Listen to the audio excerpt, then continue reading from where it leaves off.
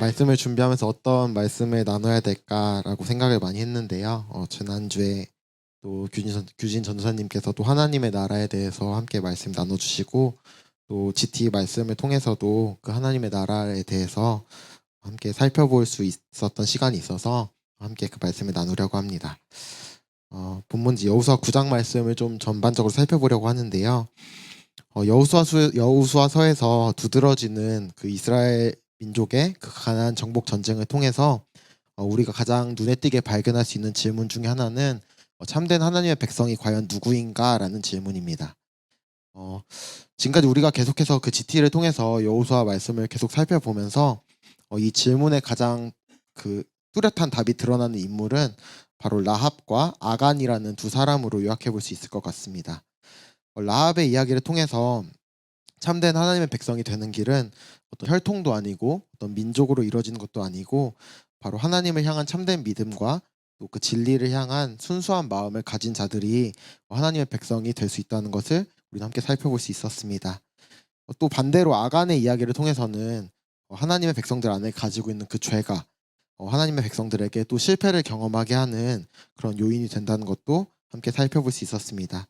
이를 정리하면 하나님의 나라가 세워질 때에는 그 하나님의 목적에 합당한 삶과 믿음, 또 그 헌신을 가진 사람들이 정말 하나님의 참된 백성이 된다는 것을 볼 수 있었고, 또 이를 거부하는 그런 자들의 경우에는 하나님의 나라에 참여하지 못하게 되는 그런 결과를 얻게 된다는 것을 우리는 지금까지 말씀을 통해서 살펴볼 수 있었습니다.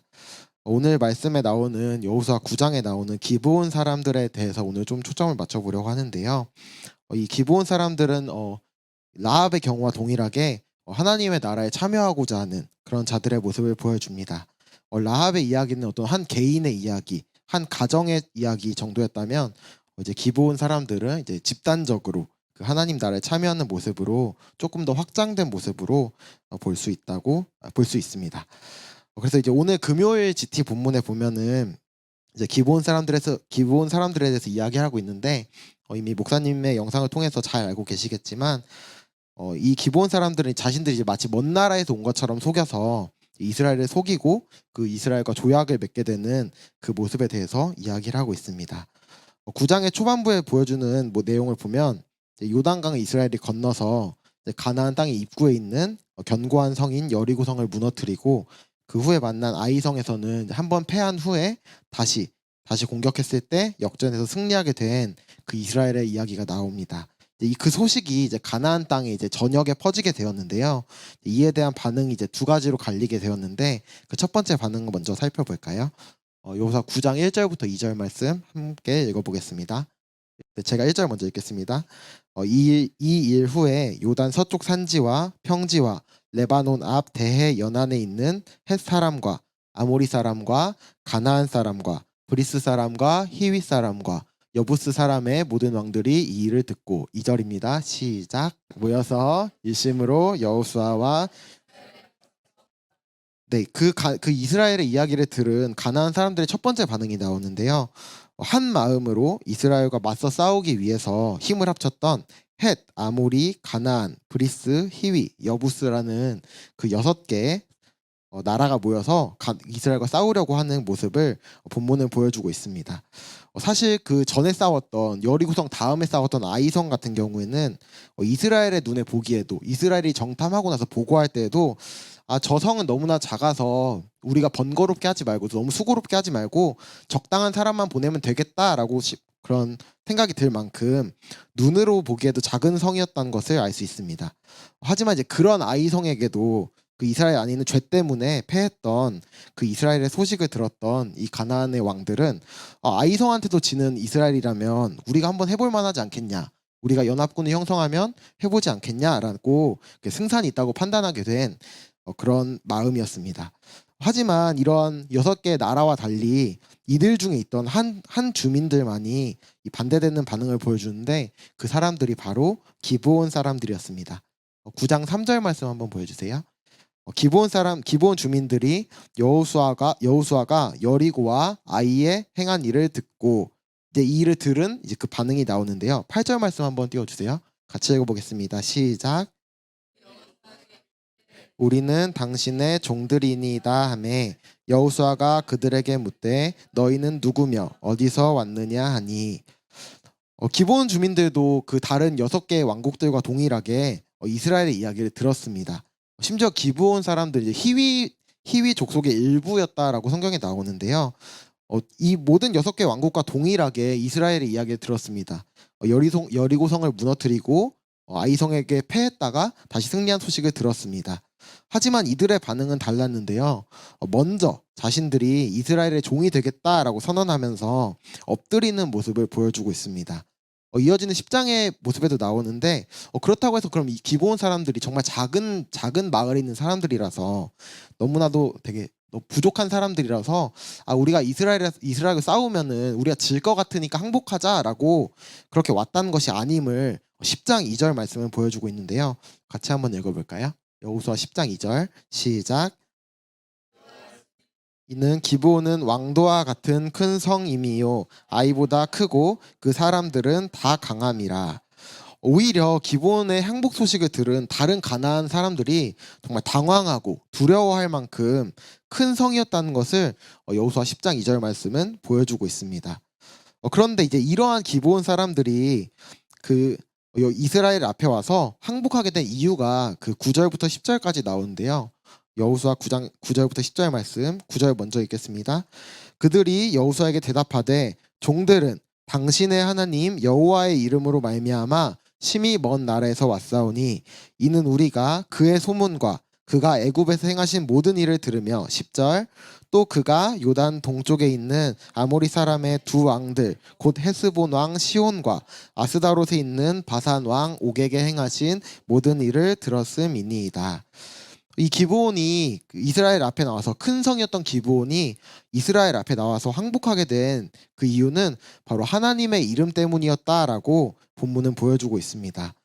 기브온 사람들은 하나님의 명성에 대해서 들었고 또 이스라엘을 출애굽시키시는 하나님의 능력과 또 그 하나님을 거부했던 요단 동편에 있는 두 왕 시온과 옥에게 행하신 그 하나님의 심판에 대한 이야기를 듣고 그 들었기 때문에 그 하나님의 이름 때문에 이렇게 이스라엘에게 항복하고 있음을 보여주고 있습니다.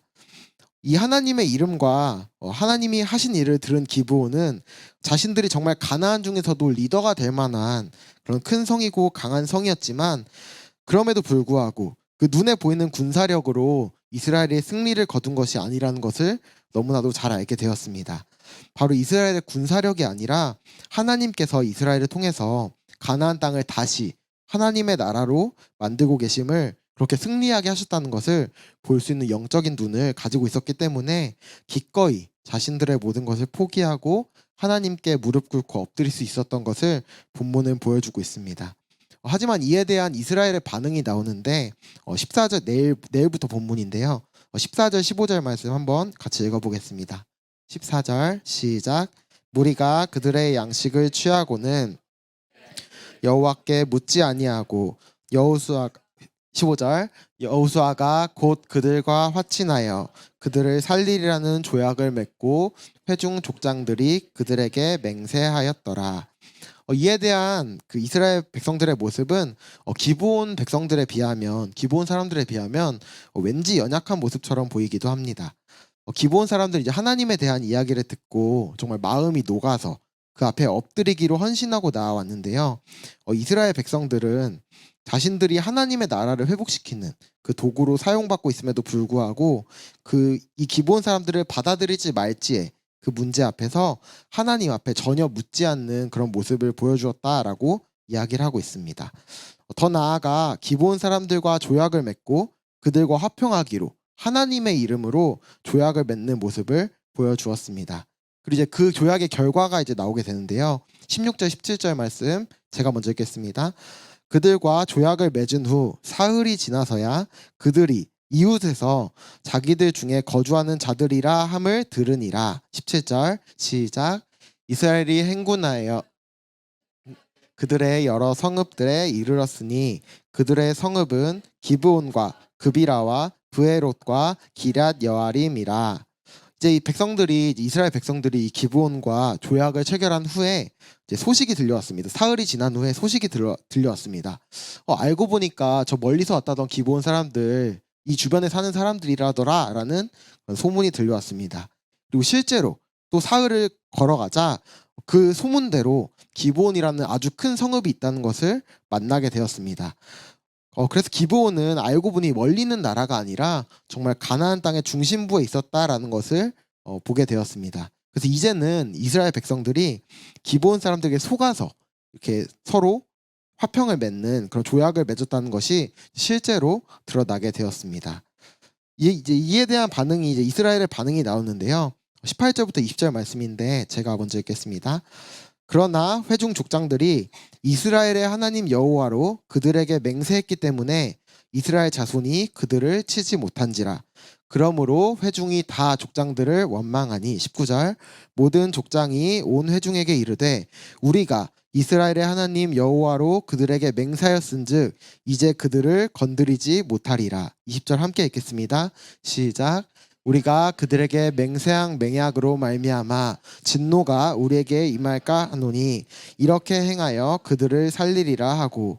이스라엘 백성들은 그 족장들이 기도하지 않고 맹세한 것으로 말미암아서 기본을 정말 그 가나안 땅의 중심에 있는 요지에 위치한 기본을 칠 수 없게 되자 그 지도자들을 원망하게 되었다라고 나옵니다.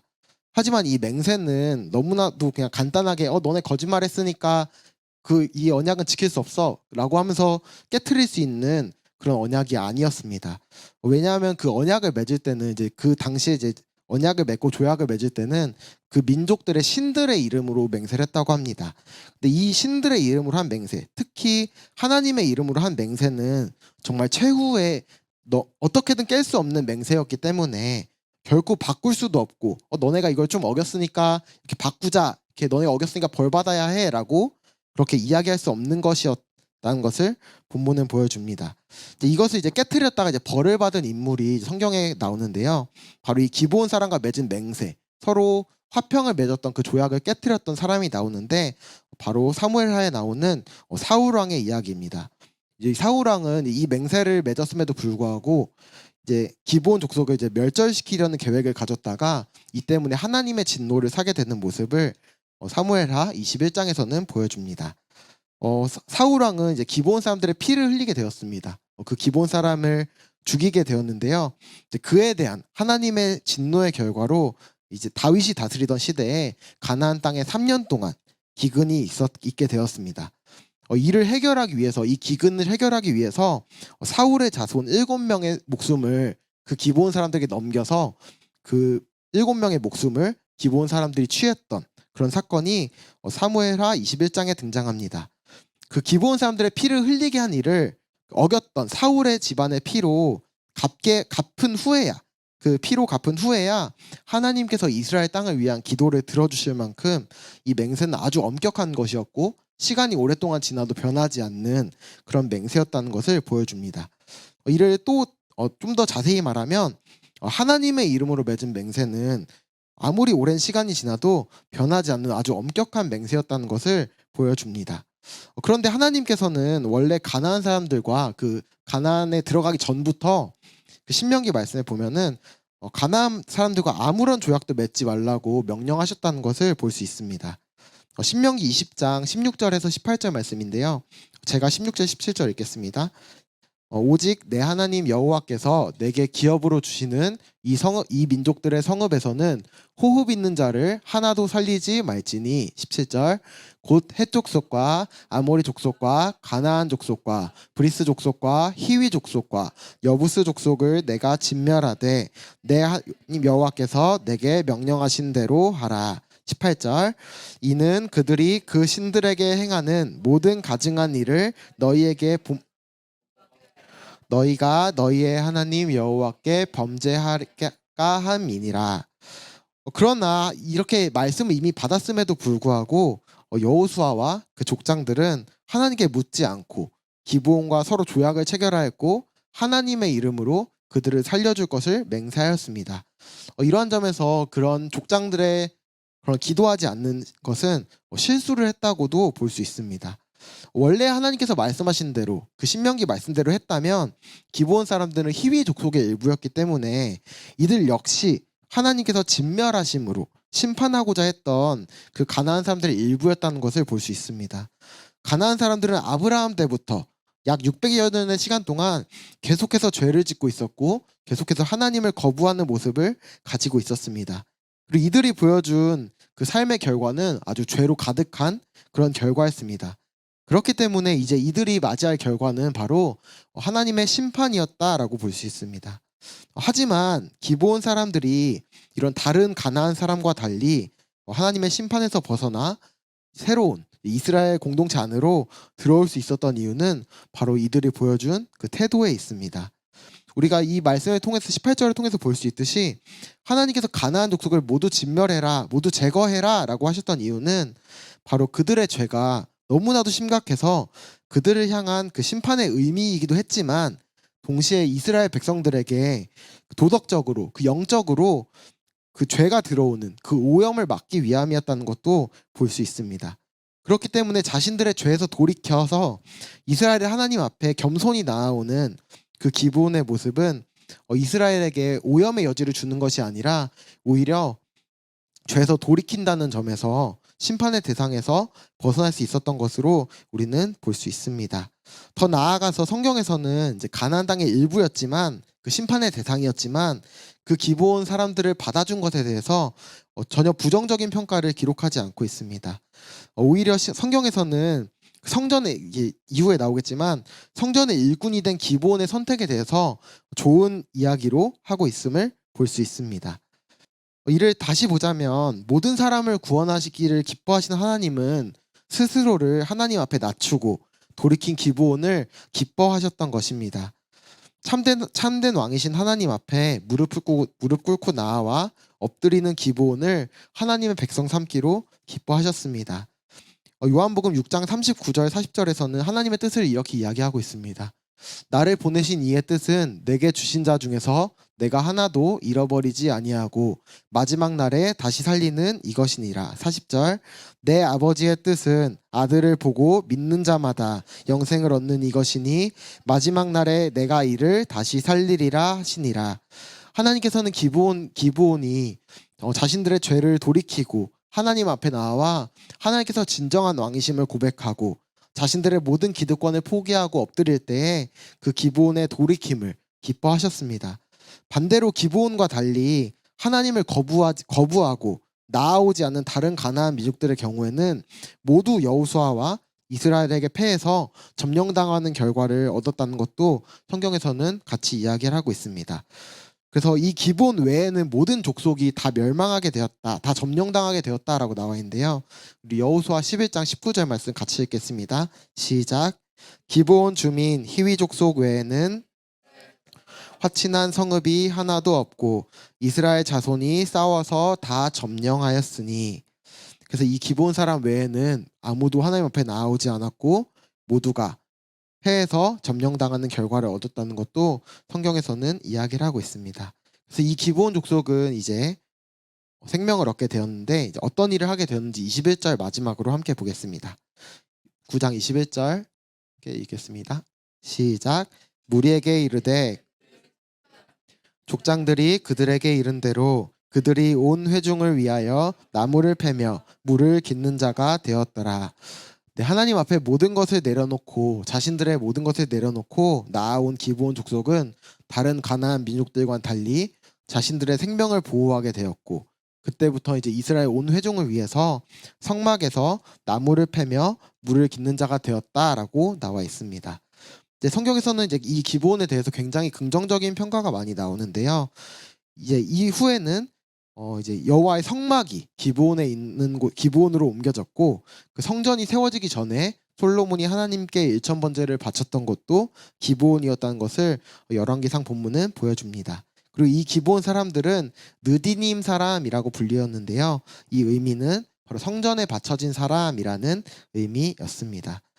이렇게 이스라엘의 일부가 된 기브온은 이 순간만 이제 이스라엘 안에 들어왔던 것이 아니라 앞으로도 계속해서 이제 이스라엘의 일부가 되었다라고 나와 있는데요.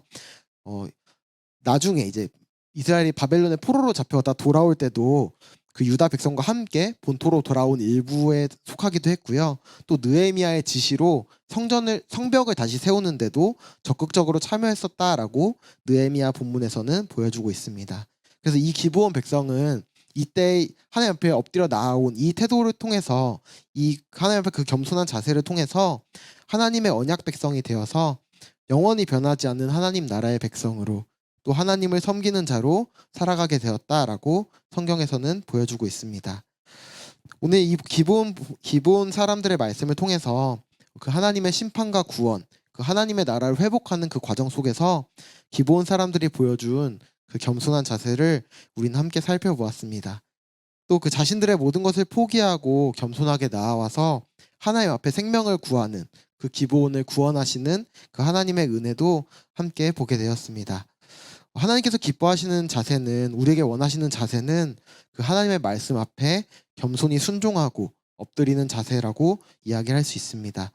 참된 생명의 주관자이신 하나님께서 우리의 진정한 왕이 되셔서 정말 그 하나님의 나라를 세우실 것을 믿고 그 앞에 순종하는 저와 여러분을 하나님의 백성으로 삼으실 것입니다. 우리의 현실을 돌아보면 우리가 그 하나님의 나라를 소망하기보다 우리가 현실을 살아가는 우리의 모습을 돌아볼 때가 더 많음을 보게 됩니다. 하지만 하나님의 그 선한 말씀이 분명히 우리에게 주어졌고 그 예수님을 통해서 그 말씀이 성취될 것을 우리에게 약속하셨습니다. 이 약속은 하나님께서 우리에게 주신 영원한 약속이고 그 약속의 보증이 있는 바로 예수님이십니다. 그리고 그 약속의 증거는 십자가를 통해 흘리신 그 예수님의 보혈이 바로 그 우리에게 주신 그 약속의 증거입니다. 우리가 해야 할 일은 기브온 사람들이 그러하였듯이 겸손하게 말씀에 귀 기울이고 그 말씀이 주시는 약속을 따라 하나님 앞에 우리의 생명을, 우리의 삶을 겸손히 드리는 것임을 우리는 기억해야 할 것입니다. 그 왕 되신 주님 앞에 우리가 함께 이 시간 기도함으로 함께 나아갔으면 좋겠습니다.